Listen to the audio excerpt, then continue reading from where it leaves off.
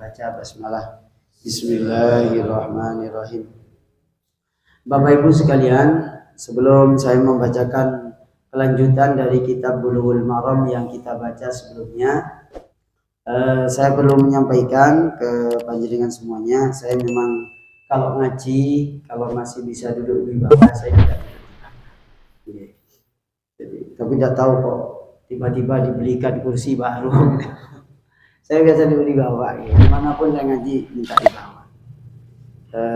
Ya enak aja kalau di bawah gitu. Saya lebih nyaman di bawah. Juga itu juga mengurangi repotnya panitia gitu. Mengurangi repotnya panitia angkat-angkat kursi. Ya kalau kursinya enteng, kalau kursinya berat gitu. Jadi, kalau gini kan enteng, tinggal cicit gitu. Jadi bukan di mana, memang minta, biasa saya minta di bawah aja. Bismillahirrahmanirrahim, kita lanjut pengajiannya. Batasnya yaitu ini, nah ini batasnya deh. Hadis ke-13. Bismillahirrahmanirrahim. Saya ulangi lagi, hadis ke-13. Ani Ibni Umar radhiyallahu anhu maqal, diriwayatkan dari Ibni Umar radhiyallahu anhuma, qala Rasulullah sallallahu alaihi wasallam, uhillat lana maitatani, dihalalkan bagi kami dua bangkai. Dua bangkai ini ya seperti yang saya jelaskan sebelumnya, yaitu hewan yang mati tanpa disembelih langsung boleh dimakan. Dihalalkan bagi kami maitatani, dua bangkai, yang pertama wadamani, dan dua darah. Yang pertama fa'amal maitatani, dua bangkai itu al-jarad wal hud, yaitu belalang dan ikan laut. Wa amad damani, adapun dua darah itu adalah at-tihal wal kabid, yaitu tihal, limpo, ya, dan ati lan limpo, ya. Kemudian hadis yang ke-14, Bismillahirrahmanirrahim. Wa an Abi Hurairah radhiyallahu anhu, diriwayatkan dari Abu Hurairah, qala Rasulullah sallallahu alaihi wasallam, idza waqa'a dzubabu fi syarabi ahadikum falyawmishu summa liyanzihhu fa inna fi ahadi janahihi da'an wa fil akhari shifaan, akhrajahul Bukhari. Sudah muncul? Oh ya, sudah muncul, bisa tampil. Bismillahirrahmanirrahim. Dari Abu Hurairah bahwa Rasulullah bersabda, jika lalat jatuh di minuman kalian, falyaumishu, maka sekalian ditenggelamkan, sumalian zihu, kemudian diangkat kembali, karena fa inna fi ahadi janahihi da'an, karena di salah satu dua sayapnya itu ada penyakit, dan sayap yang lain itu ada obatnya. Begitu. Akhrajahul Bukhari. Ini hadis disebutkan oleh Imam Bukhari dan Abu Dawud. Wa innahu yattaqi bi janahihi alladzi fihi da'. Kenapa kok ditenggelamkan? Menurut riwayat Imam Abu Dawud, di salah satu yang mengandung obat itu kalau ditenggelamkan itu bisa menjadi penyeimbang, mematikan penyakitnya itu, gitu. Ini salah satu pengobat, salah satu bukti mukjizatnya Nabi walaupun tidak sekolah ilmu kesehatan ngerti, gitu. Yaitu di salah satunya itu ada penyakit, di yang lain itu ada obatnya. Maka kalau ditenggelamkan nanti penyakitnya hilang dapat ternetralisir dengan sayap yang satunya, begitu. Kemudian yang berikutnya,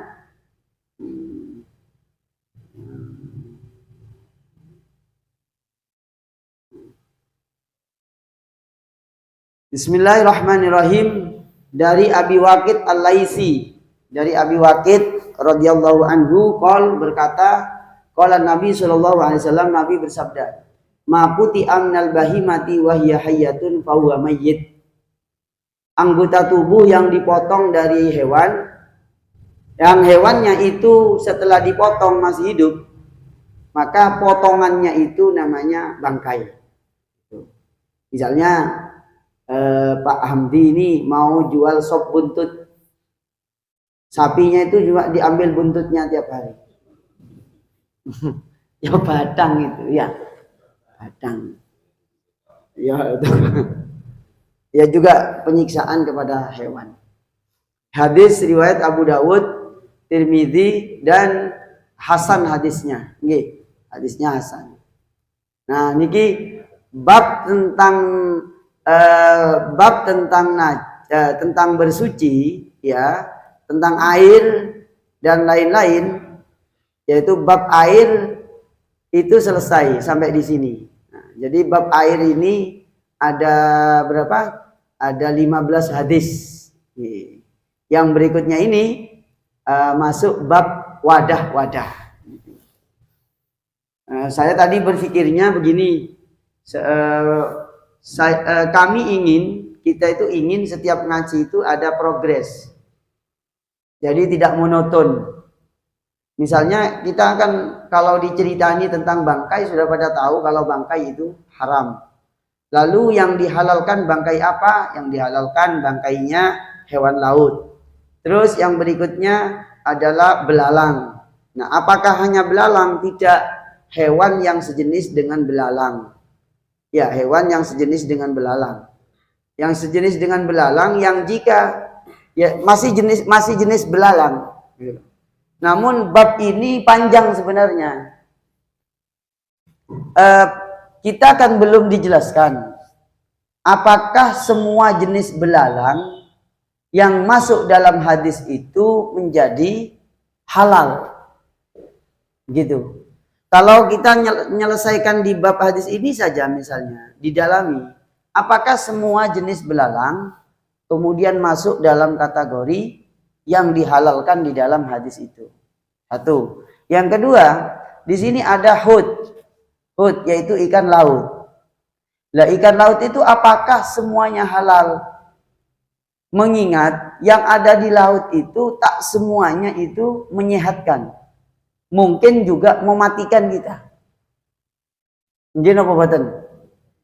Misalnya, kalau tongkol kita makan tidak masalah. Iya. Tapi kalau kita makan piranha misalnya, atau makan yang kita tidak familiar, ini hewan di laut ini gimana ini? Ini halal apa enggak? Kok modelnya kayak begini? Terus diteliti ternyata mengandung racun dan seterusnya. Nah, itu kan tidak disebutkan oleh Nabi. Maka saya selalu mengatakan, kalau kita ngaji hadis, itu ngaji fikih. Soalnya kalau kita mendalami kata-kata yang ada di hadis itu, nanti akan muncul persoalan, begitu. Ya, kalau di sini kan disebutkan fa'amal maitatani, dua bangkai itu belalang dan ikan laut. Iya, ikan laut. Nah, kata-kata ikan laut ini kan sangat general sekali. Semua ikan di laut itu menjadi halal menurut teks hadis ini. Nah, persoalannya di dalam kenyataan yang ada di laut itu tidak semuanya manfaat. Tidak semuanya manfaat buat kita. Ada sebagian besar itu berbahaya. Maka kita baca ayat ini. Maka kalau ngaji fikih itu kan ngaji ngaji ilmu yang betul-betul komprehensif. Nih, panjenengan baca surat Al-An'am ayat 145. Ini kan penjelasan. Kulla ajidu, ini maksudnya penegasan tentang hal-hal yang dihalalkan dan yang diharamkan. Kulla ajidu fima uhiya ilayya muharraman ala ta'imin yat'amu illa ayyakuna maitatan au daman masfuhan au lahma hinzirin fa innahu rijsun au fiskon uhilla li ghairillah. Ini satu ayat. Nah ya. Terus ayat yang lain menegaskan bahwasanya semua yang ada di langit, yang ada di bumi, ya, yang tidak dijelaskan tentang keharamannya itu menjadi halal. Kalimatnya itu berupa penegasan bahwa yang enak-enak buat kalian, yang tidak membahayakan kalian itu halal. Lah yang membahayakan haram.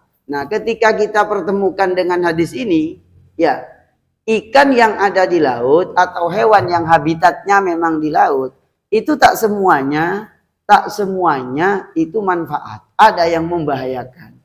Maka dalam hal ini, setiap kalimat di dalam agama, di dalam Quran dan hadis, setiap kalimat itu hampir semuanya itu mengalami namanya pengecualian. Pasti ada pengecualiannya. Tidak ada yang tidak dikecualikan. Hampir banyak masalah yang berhubungan dengan hukum itu pengecualian. Ada pengecualiannya. Begitu. Setiap yang ada di dalam Quran dan hadis. Misalnya di sini dikatakan ini ikan. Tetapi ikannya berbahaya. Apakah Nabi nyuruh makan perkara yang berbahaya? Nah, dalam hal ini kita membahasnya melalui fikih. Di antaranya niki. Nah, tentang hadisnya itu. Fikihnya hadis ini bagaimana? Begini, ya.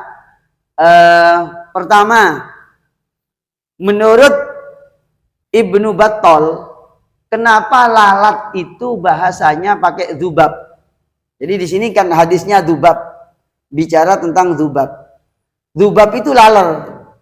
Oh, disebut dzubab, katanya Imam Ibnu Battal. Nah, niki saya terangkan dari kitab Taudihul Ahkam.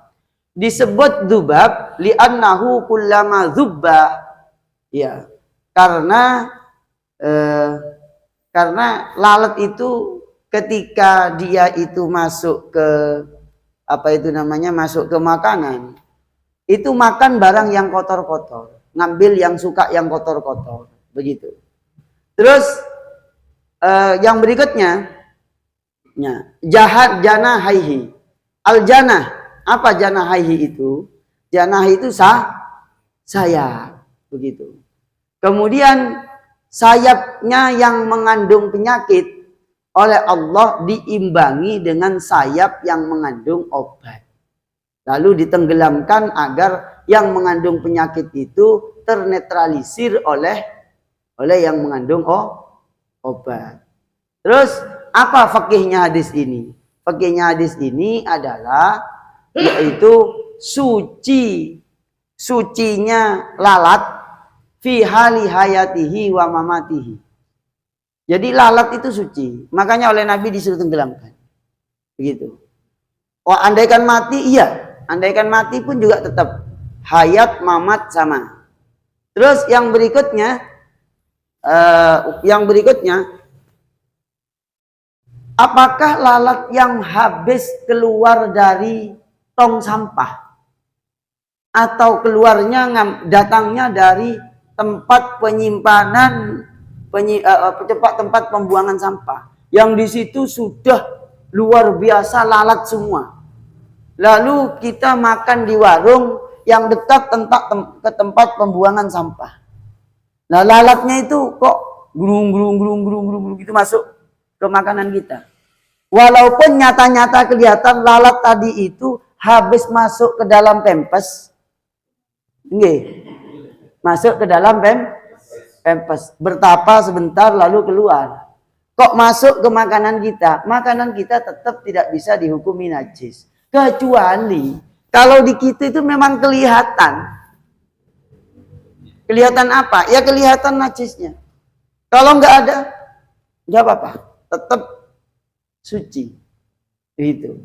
Nah, dalam hal ini Nabi memberitahu bahwa kalau salah satu sayapnya itu ada penyakit dan yang lain itu ada yang obat, begitu. Sehingga kalau tenggelam sekalian tenggelamkan, begitu. Biar apa? Biar obatnya itu dapat menetralisirnya.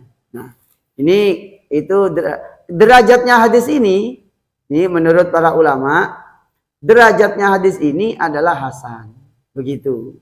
Dan kalau hadis hasan berarti ini sama dengan sahih. Sama dengan sahih dalam arti tidak usah diragukan kalau Nabi mengatakan seperti itu. Mesti benernya.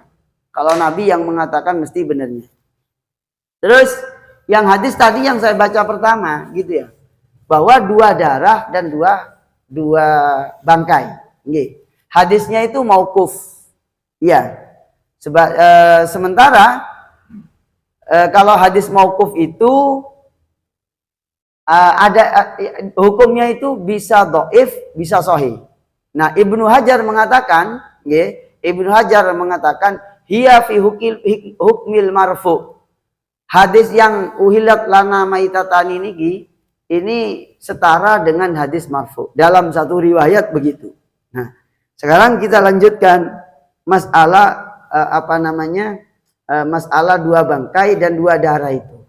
Di sini Imam Ibnu Daqiqil Id dan juga para ulama yang lain menjelaskan ya kata-kata maitatani. Kata-kata maitatani. Al mayyitah bitasydid wa takhfif bimakna wahid. Jadi kalau kita mau membaca mayyit boleh, maitun boleh.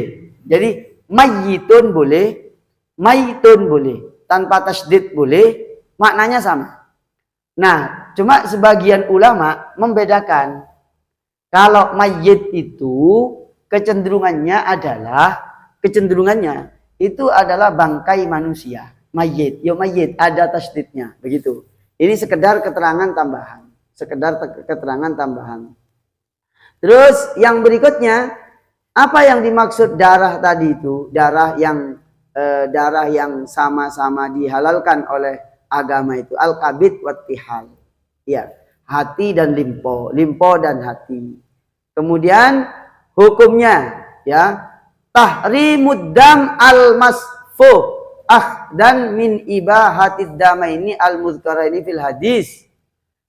Nah, diharamkannya darah yang mengalir berdasarkan hadis tadi. Maka sebelumnya saya katakan bahwasanya di Quran itu dijelaskan daman masfuhan. Kalau di Quran kita mendapatkan keterangan bahwa yang diharamkan oleh Allah Subhanahu wa taala di surah Al-An'am adalah audaman masfuhan, darah yang mengalir. Darah yang mengalir hukumnya haram.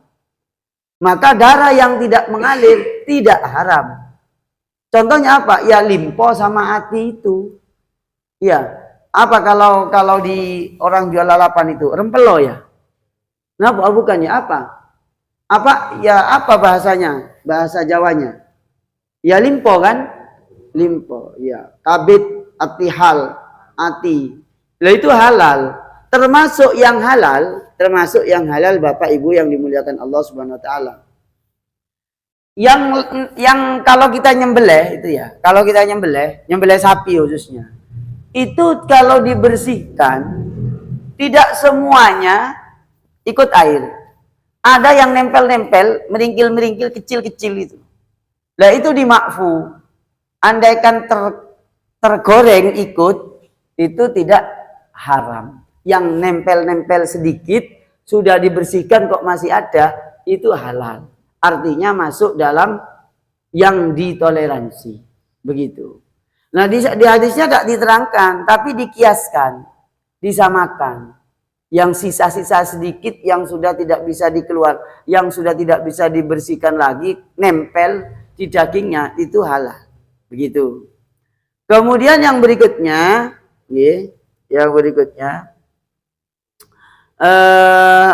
yang terkait dengan fikihnya hadis ini. Al hadis dalilun ala anna samak wal jarat idza mata fi ma'in fa innahu la yanjusu qalilan kanal ma'au katsiran. Nah, berdasarkan hadis tadi itu, walau taghayyara ta'muhu aw launuhu aw rihu fa innahu lam yataghayyar bi najasatin. Wa innama taghayyara bi syai'in tahir wa hadha wajhu siyaqil hadis fi babil miyah. Nah, ini penting progresnya hadis tadi itu. Tadi kan bangkai, terus 2 bangkai dan 2 darah. Tidak halal ya, halal. Berarti tidak najis. Maka begini Pak, kalau ada air, kejatuhan 2 barang tadi itu, kejatuhan ikan laut, kemudian kejatuhan apa? Kejatuhan belalang, sampai berubah. Maka menurut konteks hadis ini, itu tidak najis airnya. Baik airnya sedikit ataupun banyak. Walaupun berubah. Kenapa? Karena berubahnya dengan perkara najis. Cuma ya kudu paham. Pahamnya di mana? Paham namanya bab air mutlak. Kenapa kok bab air mutlak? Begini, ada air suci tapi tak bisa suci tapi tak bisa mensucikan. Contohnya apa? Kopi. Kopi sak gelas. Misalnya, oh iya nggak ada ya. Contoh aja ya, contoh ya. Kopi sak gelas. Maaf, kopi sak gelas. Ini suci. Tapi panjenengan kalau wudhu pakai kopi gak sah. Namanya ini air suci tapi tak bisa itu kopi. Lalu apa? Teh sak jeding sampean buat mandi. Iya, mandi junub, ya gak sah. Wah, ngeteh kok. Yang sah itu air mutlak. 1, 2, 3. Ada lagi jus. Jus suci apa enggak? Jus suci. Kan sampean minum kan? Iya. Tapi bisa dibuat wudhu? Enggak bisa. Bisa tapi tidak sah. Begitu. Nah, itu namanya ngerti fikih.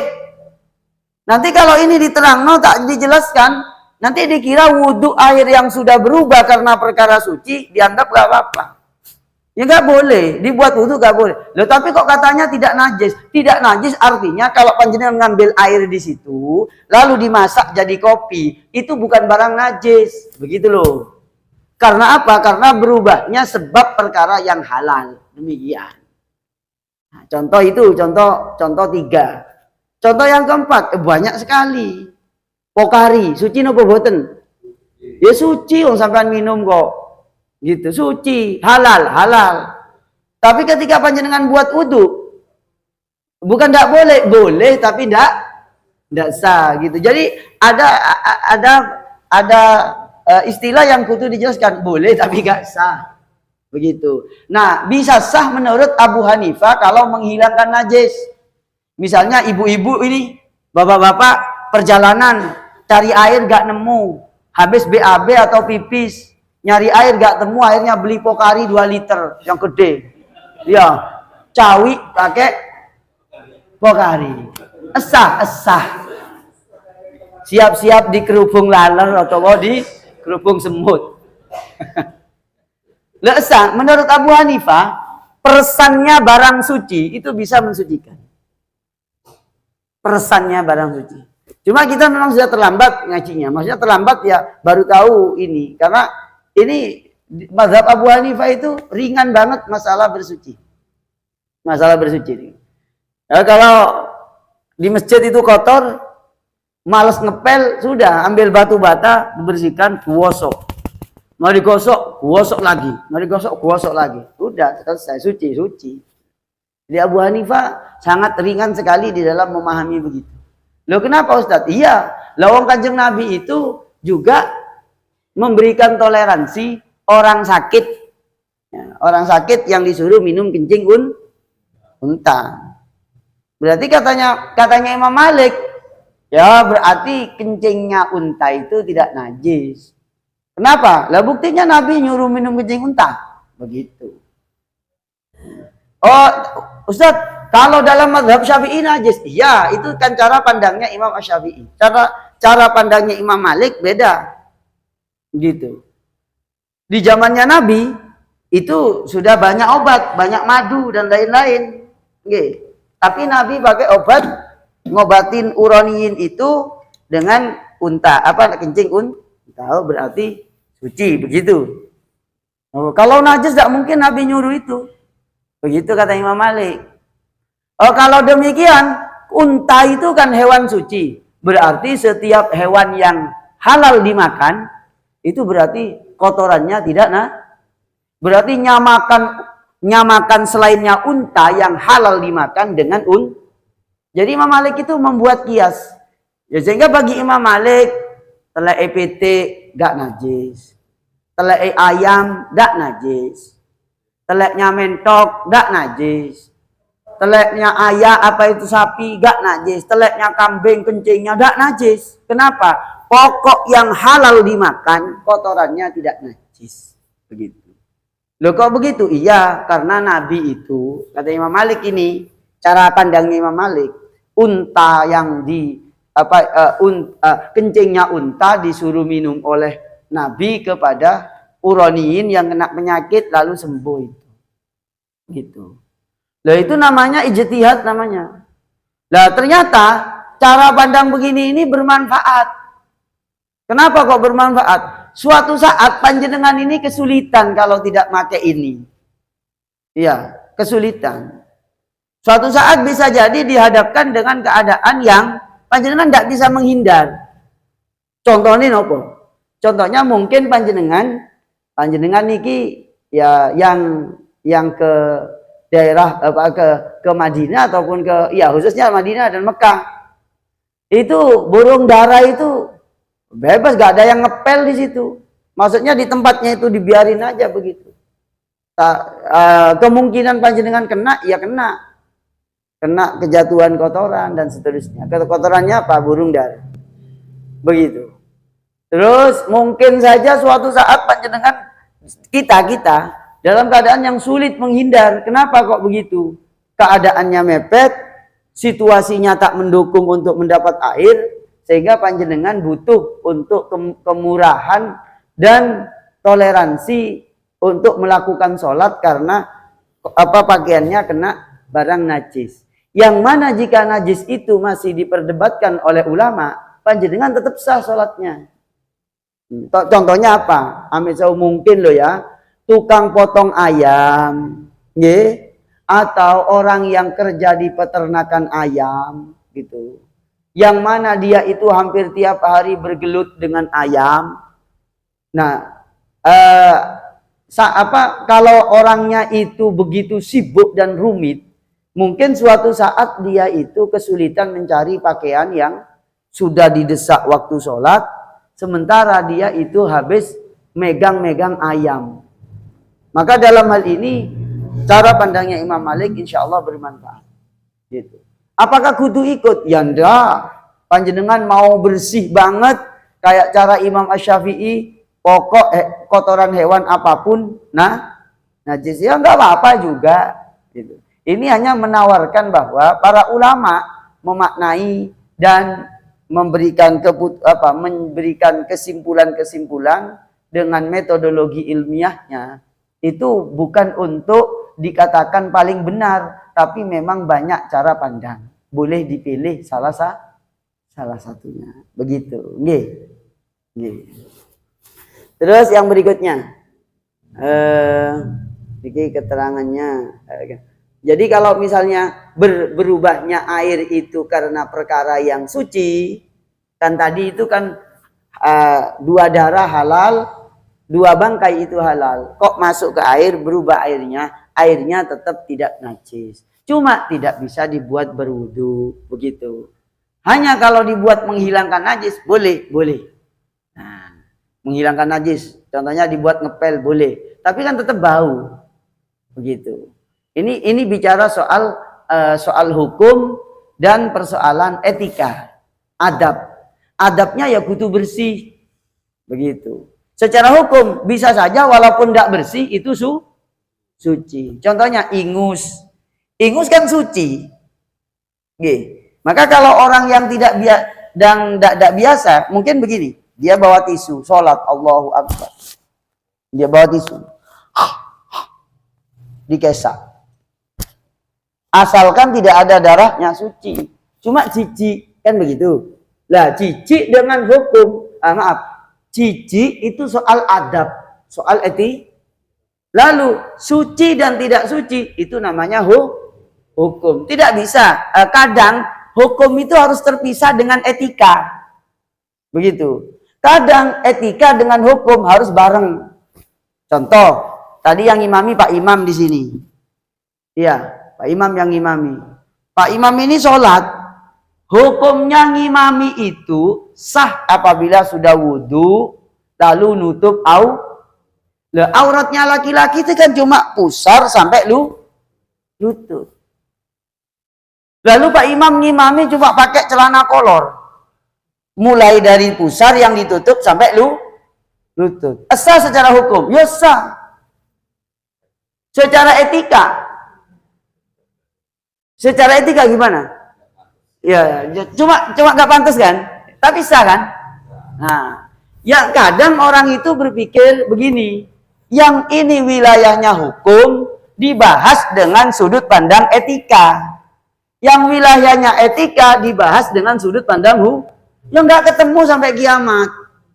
Memang kadang kudu ketemu itu. Etika dan hukum kadang kudu ketemu. Begitu. Kadang harus terpisah. Begitu. Ini tidak ada kaitannya dengan pilpres loh ya. Enggak, ini bicara soal etika. Nah, itu begitu memang. Jadi etika dan hukum tidak bisa ketemu. Kalau mau bahas etika ya etika, kalau bahas hukum ya hukum. Maka orang yang sholat pakai celana kolor, secara hukum sah. Masih dituntut sampai kiamat tetap sah. Begitu. Kayak gitu. Tapi kalau panjenengan mau lihat ini gak pantas, ya itu lain. Tapi kan sah, begitu loh. Nah ini sah, tapi ini gak pantas, gitu loh. Begitu. Nah ini begini, ngaji fikih itu begitu. Ngaji fikih itu begitu. Nah ini harus dijelaskan hukum fikihnya. Maka sesuatu yang kotor itu belum tentu najis gitu. Nah maka orang yang ngerti bab ini, insya Allah bisa membedakan. Oh ini masalah etika, yang ini masalah hukum. Kotor, kotor. Kenapa? Ingus. Iya, ingus kotor. Dahak kotor. Ini kotor. Yang najis kan keluar dari sini. Kalau keluar dari sini, enggak. Amit tahu. Ini bab fikih, bab fikih. Sampean puasa ya. Puasa terus panjenengan ludahnya ini. Ludah kita kan najis, suci. Selagi tidak kumpul dengan campur dengan Nah, itu hukumnya makruh. Ludah itu diginikan. Makruh. Jadi dikumpulkan di dalam lalu dimasuk. Nah, sekarang tidak makruh jadi batal. Dikumpulkan banyak, dapat setengah gelas, dikeluarkan. Lalu dimasukkan lagi. Nah, ini secara hukum batal. Kenapa? Barangnya sudah keluar. Gitu. Lah ini nih bab fikih niki. Lele gak ngerti, nanti dikira ngada-ngada, bukan memang gitu. Jadi kalau misalnya ada orang ngeludah, walaupun ludahnya sendiri dikeluarkan, pokok keluar terpisah dari mulut. Kalau cuma di sini, nah ini enggak, masih masuk di anggota kita. Cuma makruh, begitu. Lah persoalan makruh itu kan ada lebih banyak kaitannya dengan etika dan adab. Oke, contoh, panjenengan puasa, kumur, sah napa boten puasanya? Tetap sah. Tapi perlu dijelaskan kumur yang model apa. Iya kan? Maka kumur-kumurnya ada dua. Ada kumur yang menyebabkan panjenengan itu batal. Ada yang panjenengan itu makruh. Ada yang tidak apa-apa sama sekali. Gini tidak disebutkan di hadis. Tapi dijelaskan para ulama. Maka ngaji fikih. Nabi melarang orang puasa. Ini hadisnya nih.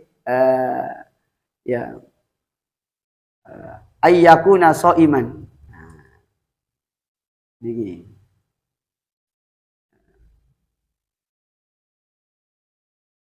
Nah, niki. Niki Pak. Asbil al-wudu. Nggih. Asbil al-wudu. Tolong kalau berwudu kalian itu suruh apa? Suruh sempurnakan. Terus wabaligh fil istinsyak. Dalam satu riwayat famat mit begitu. Terus kalau ngirup air hidung dan dalam satu riwayat lalu kumur-kumur maka dikeraskan. Nah, tapi ini rata-rata nggak ngamalin orang itu.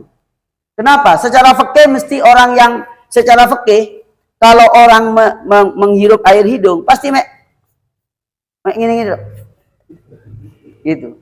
Padahal kalau menurut fikih wabalil nemen-nemen nono sapa sira fil istinsyak ing dalem nyedot banyu irung. Jadi di begini kan sampai ke sini. Sampai terasa ke sini. Iya. Tapi gak ada yang berani kan? Gak ada. Sedikit banget itu pun yang ngerti, yang pernah ngaji. Kudu sampai ke sini. Gini gitu. Tapi ketika kumur-kumur gitu. Pas kumur, lah kumur-kumurnya panjenengan oleh Nabi disuruh keras-keras memang. Illa antakuna so'iman. Kecuali kamu kuat. Rupanya Nabi sudah tahu tentang THT itu. Iya, telinga, tenggorokan, hidung dan telinga. Itu kalau ngerti bab ngaji fikihnya puasa, mazhab Syafi'i itu batal kalau ada air masuk telinga. Air masuk hidung. Kenapa? Ini satu jalur, sama-sama ketemu. Nah, saya pahamnya itu ketika di Malang ada THT. Kalau di kampung saya kan tidak ada THT. THT. Ya, THT gak ada itu ya. Telinga hidung. Ya gak ada dokter THT, gak kenal. Taunya di Malang saya itu. Oh, dokter telinga, hidung dan tenggorokan. Ternyata itu satu jalur. Maka kalau mazhab Syafi'i, air yang masuk lewat sini itu satu jalur ke tenggorokan, sehingga batal. Kalau masuk sini juga batal, apalagi masuk sini. Maka dalam hal kumur-kumur misalnya, fikihnya begini, ada kumur-kumur yang tidak makruh, tidak batal, berarti biasa hukumnya boleh-boleh saja. Ada yang hukumnya makruh, ada yang hukumnya batal puasanya. Berarti haram. Begitu, haram karena membatalkan puasa. Nah, kalau tiga-tiganya ini begini, kudu dirinci, jangan asal kumur-kumur. Saya kan selalu mengatakan, le ngaji hadis, fikihnya kudu terangkan. Kenapa? Di sini cuma disuruh keraskan kalau kumur-kumur, kecuali puasa. Kalau puasa tidak dikeraskan. Nah, maka muncul dua kemungkinan, tidak dikeraskan tapi masuk, dikeraskan tapi enggak, atau dikeraskan masuk, tidak dikeraskan enggak. Kemungkinannya begitu. Setidaknya tiga kesimpulan yang bisa diambil. Begini, kumur-kumur biasa. Langsung dikeluarkan. Maka hukumnya boleh sah puasanya, tetap sah. Lalu makruh hukumnya apabila dikocok. Dikocok namun tidak ada air yang masuk, makruh. Kenapa kok makruh? Gak sesuai dengan etika, dia kurang beradab. Kenapa kok kurang beradab? Khawatir dikocok ada yang masuk sedikit. Begitu. Tapi kalau panjenengan ngocok sudah nyata-nyata masuk, ya haram karena menyengaja membatalkan buah. Kenapa? Air satu gelas dibuat kumur-kumur, dikocok. Setelah dikeluarkan, sak gelas tinggal separuh. Lah maka kumur-kumurnya panjenengan begitu itu haram dan batal. Begitu loh. Dalam hal ini kan yang jelas no ulama. Ya, setelah mengkaji dan mendalam tentang bab kumur-kumur. Begitu, Pak. Jadi salah satu contoh yang berhubungan dengan hadis itu kudu diterangno karo fikih. Ya, biar tidak apa? Biar tidak kaku cara memandangnya. Ini sakjane gimana? Begitu. Nah, itu, Pak. Kemudian yang berikutnya pun ini bab yang berikutnya bab napa niki? Bab wadah-wadah. Nggih, bab wadah-wadah. Moga sisa waktu 5 menit nggih. Isaknya jam pinten, Pak? Ya, kurang lebih 10 menit nggih. Jam berapa? Kurang 9 menit. Oh, berarti habis, Ki. Mungkin tambah sedikit enggak apa-apa. Ada yang nanya ibu-ibu? Monggo. Ibu-ibu gak ada yang nanya? Gak ada. Dalam? Gimana? Yang jorok-jorok gimana? Oh, gak gimana, Bu? Gak disampaikan? Loh, yang jorok-jorok gak usah dilakoni, tapi kudu dijelaskan ilmunya, nggih. Kudu diterang. Ngapunten, di hadis itu diterang, no? Sayyidah Aisyah kalau habis menstruasi, beliau ngambil kapas, dimasukkan ke kelaminnya, disuruh lihat ini masih ada darah apa enggak, gitu. Termasuk Sayyidah Aisyah itu sarungnya Nabi, kalau ada sperma, saya kerik spermanya Nabi. Kalau kering oleh Aisyah diker, nanti ada diterangkan di sini. Ngapunten, memang kita ngaji bab toharoh itu kadang domainnya domain jorok-jorok. Tapi itu bukan jorok, menjelaskan hukum agar orang itu paham. Gitu. Maka dalam hal hadis Nabi mengatakan misalnya gini. Nabi mengatakan baunya mulut orang yang puasa itu di surga nanti lebih harum daripada misik. Bicara bau-bau. Bicara bau. Ya mungkin karena kita belum terbiasa gitu kelihatan jorok-jorok. Tapi Nabi itu nyuruh minum kencing unta kepada sahabat Uraniin. Dalam doif. Tahu dari mana Pak jenengan?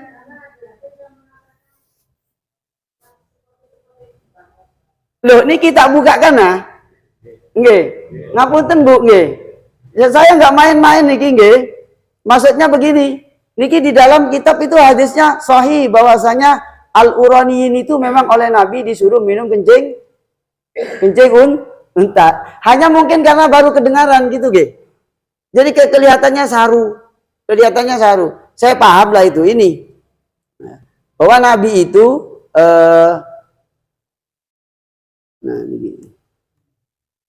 baul. Nah, kencingnya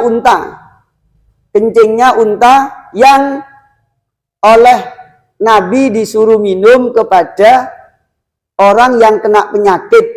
Keterangannya itu penyakitnya itu penyakit kuning. Dan niki Bu.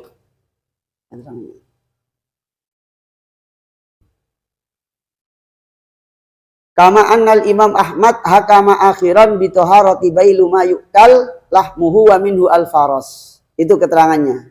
Keterangannya para ulama yang menjelaskan tentang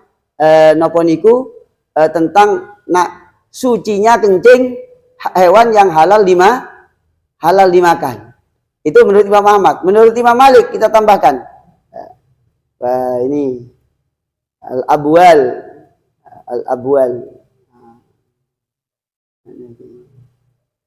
Kencing al-abwal muncul di sini. Al-Uraniyin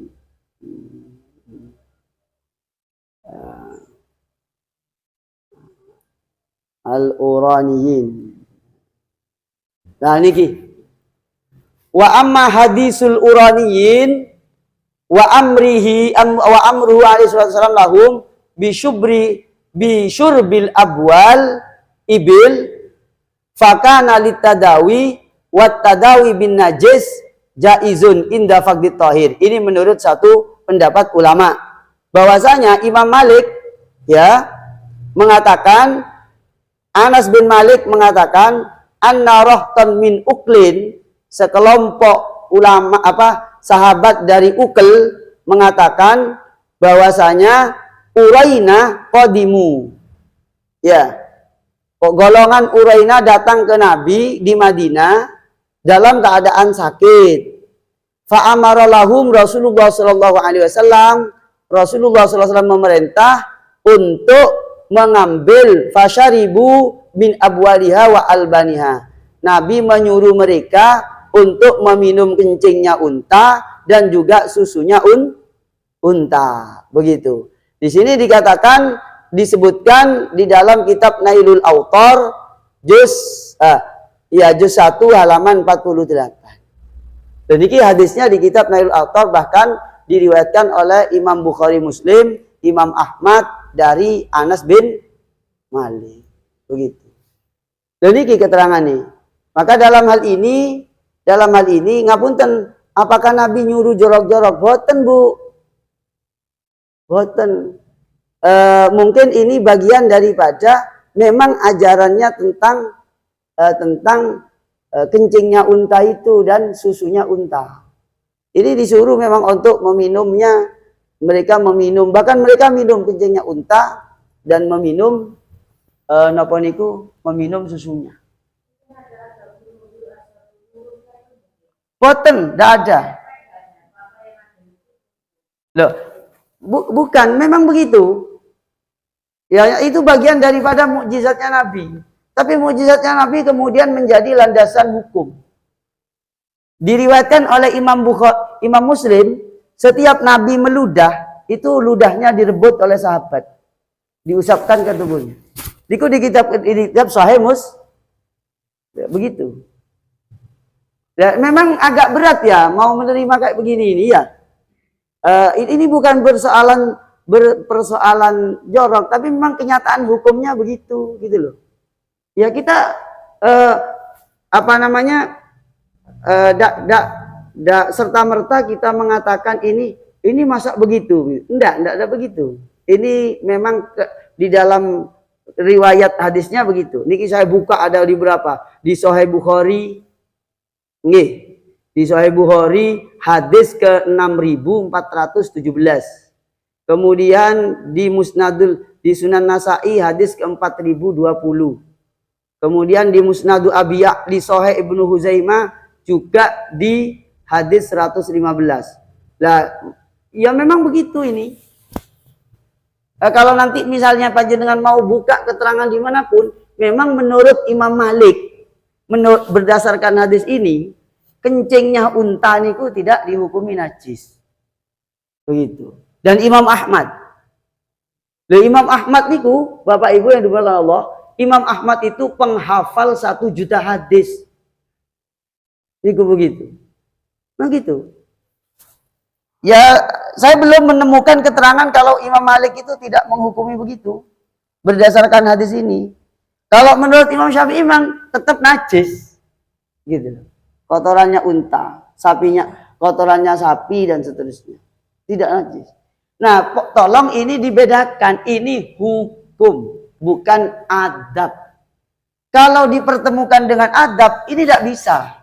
Ini jorok, Ustadz, masa di masjid itu uang ngingu sapi dengan landasan polai kencingi ambek kotorannya gak najis. Nah, itu keliru. Imam Malik itu tidak nyuruh ngotori masjid dengan sapi atau kotoran. Bukan begitu maksudnya. Bukan begitu. Hanya menghukumi esensinya kencing dan kotoran unta. Itu tidak najis. Buktinya nopo? Diriwayatkan oleh Imam Bukhari, Nabi menyuruh kencingnya unta itu diminum untuk pengobatan. Menurut sebagian ulama, Nabi kok nyuruh kencingnya unta, berarti kencingnya unta itu tidak najis. Menurut cara pandangnya Imam Malik dan pengikut-pengikutnya. Menurut yang lain enggak, ini pengobatan. Berarti, ini cara pandangnya ini. Enggak bisa dipungkiri perbedaan cara pandang itu. Menurut seranya Imam Malik, oh enggak, ini Nabi pengobatan. Kalau pengobatan, barang najis itu boleh dijadikan obat kalau memang sudah tidak ada lagi yang suci. Tapi katanya yang lain, oh enggak, zamannya Nabi madu sudah ada. Iya, jinten sudah ada. Kok enggak dikasih madu? Gitu. Karena aja muncul perdebatan fikih namanya, Bu. Gitu. Perdebatan cara memaham. Bukan kita berdebat, bukan. Memang itu kenyataan yang tidak bisa dipungkiri secara keilmuan. Begitu lahirnya. Semua keterangan, bayangkan ini. Saya mengambil sampai di 75 kitab hadis yang berhubungan dengan kencingnya unta. Begitu. Saya tidak berarti kemudian bapak-bapak rame-rame ke Taman Safari pesen kencing unta. Bukan. Kita bicara hakikat yang pernah terjadi begitu. Gitu nggih? Nggih. Lah niki riwayatnya Bukhari begitu. Dan ini ya suka atau tidak suka ya kenyataannya begitu. Gitu loh. Saya suka tidak suka kenyataannya begitu. Memang kadang kita abot gitu dari mana. Kok iso koyok ngono yo? Gitu ya. Kok iso koyok ngono. Lah tapi mau gimana gitu loh. Maunya gimana? Apakah kembali lagi mau nanya Kanjeng Nabi ya tidak bisa juga ya, keterangannya ulama begitu gitu loh ya. Ya, saya kira begitulah Bu, cukupnya nggih. Nggih. Semoga bermanfaat nggih. Semoga ini menjadi ilmu. Iya, bukan berarti kudu diamal. Lah ilmu itu bukan kudu diamalno kabeh. Gitu loh. Kita nggak muat waktu kita untuk ngamalkan semua ilmu. Contohnya, Nabi itu mengatakan ilmu itu ada yang diamalkan, ada yang tidak bisa diamalkan. Kita tahu tentang bocorannya malaikat mungkar nakir, bukan berarti kita kudu ngamalno saat itu juga. Gitu. Kita tahu tentang apa saja yang mungkin belum tepat untuk diamalkan, ya orang kudu diamalno. Tapi penjelasan tentang ilmu yang kudu disampaikan. Gitu. Biar orang tidak salah paham. Semoga bermanfaat. Semoga bermanfaat. Semoga ini menjadikan awal kita, menjadikan kita ngaji sedalam-dalamnya sampai mengerti. Mari kita baca dengan kafaratul majlis. Kita tutup. Subhanakallahumma wa bihamdika asyhadu an la ilaha illa anta astaghfiruka wa atubu ilaih. Assalamualaikum warahmatullahi wabarakatuh.